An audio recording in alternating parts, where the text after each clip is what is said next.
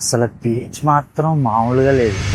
గోవా అంటే పార్టీయే కాదు, ఎవరికి తెలియని ఒక సైలెంట్ సైడ్ కూడా ఉంది. అక్కడ నాయిస్ ఉండదు, స్కామ్లు అసలే ఉండవు. హిడెన్ బీచ్ వ్యూస్ నుంచి కయాకింగ్ దాకా, ఫారెన్ బ్యూటీస్ నుంచి నైట్ బీచ్ షాక్స్ దాకా. మీరు ఇన్స్టాగ్రామ్లో చూసిన గోవా కాదు ఇది, ప్రశాంతమైన గోవా. చూస్తారా? రండి. Welcome to my YouTube channel. Washroom room మొత్తం కూడా చాలా చాలా బాగుంది. బీచ్ కూడా వాకబుల్ డిస్టెన్సే హోటల్ నుంచి. ఈ సౌత్ గోవా ఏరియా అంతా ఫారినర్స్ ఉన్నట్టున్నారు. నార్త్ గోవాకి సౌత్ గోవాకి చాలా డిఫరెన్స్ స్టార్టింగ్లోనే కనిపిస్తుంది. వి అరైవ్డ్ అట్ పలాలం బీచ్. ప్రొనౌన్సియేషన్ తప్పు అయితే కరెక్ట్ చేయండి. చెత్త కొట్టేసిందే. ఏమన్నా ఉందమ్మా బీచా. అసలు బీచ్ మాత్రం మామూలుగా లేదు. డైరెక్ట్ ఇంకా ఫారెన్ కంట్రీ ఎలా ఉంటుందో అలా ఉంది. బతులు పోతున్నాయి. ఎవరికి వాళ్ళందరూ పిక్నీలు మొత్తం. నేనైతే నార్త్ గోవాలో నిజంగా 3 days ఉండి చాలా పెద్ద మిస్టేక్ చేశాను. సౌత్ గోవాలో అంటే type of vibe north carry out చేయలేకపోయింది నాకైతే నా పర్సనల్ ఎక్స్పీరియన్స్, నా పర్సనల్ ఫీలింగ్. ఇక్కడ ఎలాగో రూమ్ ఇక్కడే కాబట్టి కోలా బీచ్కి వెళ్తున్నాం ఇప్పుడు. అక్కడ కయాకింగ్ ఎక్స్పీరియన్స్ చూద్దామని చెప్పి. కోలా బీచ్ ఇక్కడ నుంచి 17 kilometers. ఒక రివరు బీచ్ రెండు కలుస్తాయి. అక్కడ కయాకింగ్ చేయొచ్చు. కానీ నార్త్ గోవా కాదయ్యా, సౌత్ గోవా. కళ్ళు చెదిరిపోతున్నాయి. కోలా బీచ్కి అని చెప్పి బయలుదేరితే మధ్యలో ఒక షార్ట్ కట్ కనిపించింది. ఆ షార్ట్ కట్ నుంచి ఎలా వెళ్తే ఇక్కడ కోలా బీచ్ది ఒక వ్యూ పాయింట్ వచ్చాం. Next level.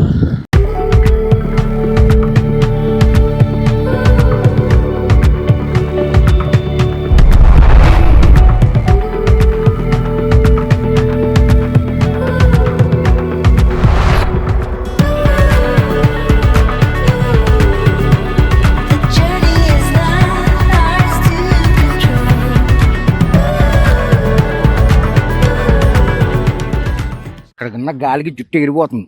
అన్ని ఇంటికి కూడా రాలిపోతాయి, అంత గాలి వస్తుంది. కానీ వ్యూ అదిరిపోయింది. అసలు వ్యూ మాత్రం అదిరిపోయింది బ్రో. అసలు బ్లూ సీనరీ మొత్తం చుట్టూ మౌంటైన్స్, మధ్యలో బీచ్. ఇంకా కోలా బీచ్లో కయాకింగ్కి వెళ్తున్నాం. ఆ వెళ్ళే దారిలో ఇది ఒక హిడెన్ స్పాట్ లాగా అనిపించింది.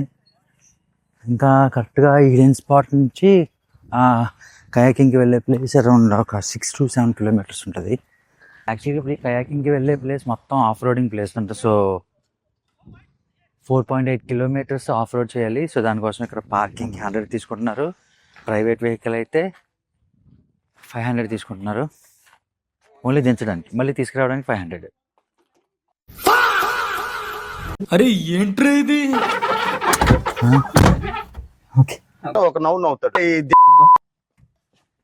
అయిపోయింది మా బతుకు. ఆఫ్ రోడ్ भैया मिरर ओपन नहीं होता? नहीं, वो गैस नहीं तो बस खाली ये छोड़ के बाकी सब ओपन होते हैं. నా దరిద్రం ఏంటంటే నాది ఒకటే ఓపెన్ అవుతుందంట. ఓకే, చెప్పాను కదా దరిద్రుడికి దిక్సూచన. కోలా బీచ్కి వెళ్ళే రూట్ ఇంత భయంకరమైన రూట్ ఉంది. ఈ రూట్లో ఉన్న బీచ్ దగ్గర జనాల ఫ్లోటింగ్ ఎలా ఉందో చూడండి. గొప్ప రూట్ ఉన్నాయండి ఇది. This is the beach. ఇంకోటి ఏంటంటే ఇక్కడికి వచ్చే వాళ్ళు ఎవరైనా సరే క్యాష్ లేకుండా వస్తే బొమ్మైన పని అవదు. బోట్కి 800, ఇద్దరు ఎక్కొచ్చు. 1 hour 5 kilometers ఉంటుందని చెప్తున్నారు. కానీ 5 kilometers ఉంటుందో లేదో తెలియదు నాకు కూడా. సింగిల్గా ఉన్నవాడికి మాత్రం 500 తీసుకున్నారు, ఇద్దరికి మాత్రం 300. అరే యాందిరయ్యా యాన్ చేస్తున్నా. ఎక్స్పీరియన్స్ మాత్రం భలే ఉందబ్బా. పూర్వజన్మలో గజెత్తగాని నేను, అందువల్ల అటు వెళ్తాం బొక్క. మా వాళ్ళు దరదలాడిస్తున్నారు. అంత దూరం వెళ్తే మీరు కనపడరు. అస్సాం ఎక్కువ మంది ఉండడం వల్ల గుద్దేసుకుంటున్నారు ఒకరికొకరు.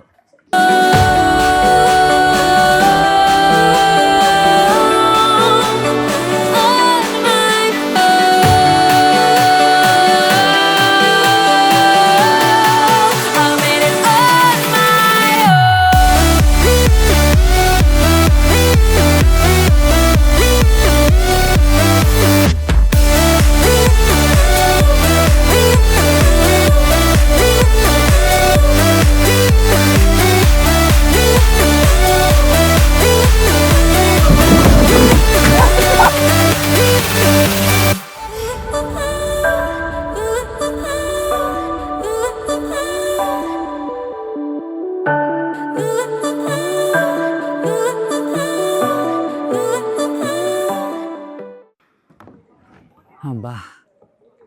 ఎంత పీస్ఫుల్గా ఉందో చూడండి అసలు.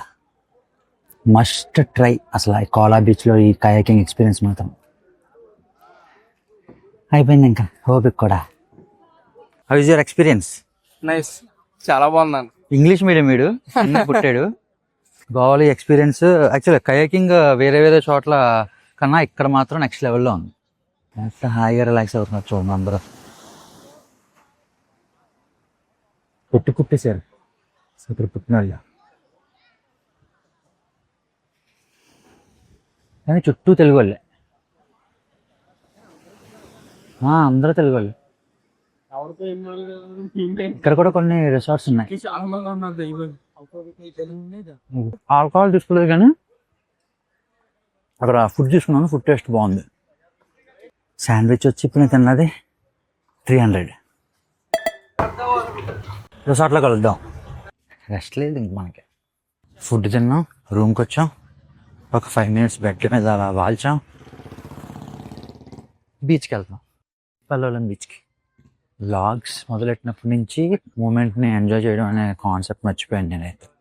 ఏం కనిపించిన ఫస్ట్ వీడియో తీసే ఆ టైంలో ఆ మూమెంట్ జరిగిపోతుంది. వీడియోలో చూసుకుని ఓకే అని చెప్పి తర్వాత ఫీల్ అవుతున్నాను. బట్ ఈరోజు మాత్రం ఫర్ ద ఫస్ట్ టైం ఆ కయాకింగ్ చేస్తున్నప్పుడు నిజంగా చాలా అంటే చాలా బాగా అనిపించింది. అంటే వీడియో కొంతసేపు పిఓవి కింద కాళ్ళకి అట్లా కెమెరా పెట్టేసుకుని వీడియో తీసుకున్నాను. ఇంకా తర్వాత అంతా ఆ కయాకింగ్ చేస్తుంటే ఎక్స్పీరియన్స్ మాత్రం భలే అనిపించింది. ఇటురా దారి. ఈ అబ్బాయి గోవాలోనే మొత్తం బోన్ అండ్ బాటప్ అంతా కూడా గోవాలోనే జరిగింది. నాకు మెమరీ పవర్ ఎక్కువ నీలక్క. ఒకసారి చూస్తే పరిష్కారం.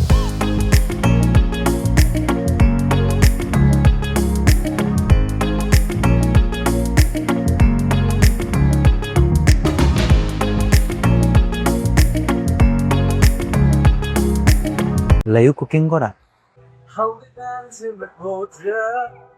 బ్రేజర్లు కూడా ఏం లేవా? బ్రేజర్స్ నాకేం అర్థం కాల. ఇక్కడున్న బీచ్ షాక్స్లో మొత్తం అంతా కూడా ఫారినర్సే ఉన్నారు. ఒక్క బాటిల్ తీసుకుని లిటరల్లీ 4 to 6 members తాగుతున్నారు. అది కూడా కొన్ని గంటల పాటు. అదే మా సైడ్ అనుకోండి, ఒక్క బాటిల్ పావు గంటలో అవగొడేస్తారు. అయితే ఇదేదో పేరు బాగుంది, బ్లడీ సెడక్షన్ అంటే.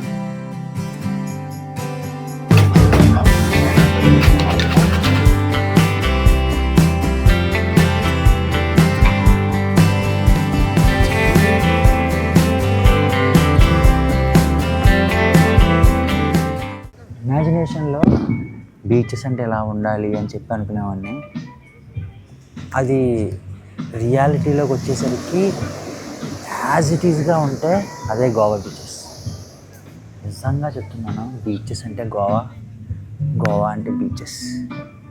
దీనికి పేరు ఎందుకు వచ్చిందో అనుకునేవాడిని. నిజంగా ఈరోజు ఇలా ఎక్స్పీరియన్స్ చేస్తే అర్థమవుతుంది ఆ పేరు పెట్టిన వాళ్ళు ఊరికే పెట్టలేదని చెప్పి. ఏదో మిస్ అవుతున్న ఫీలింగ్.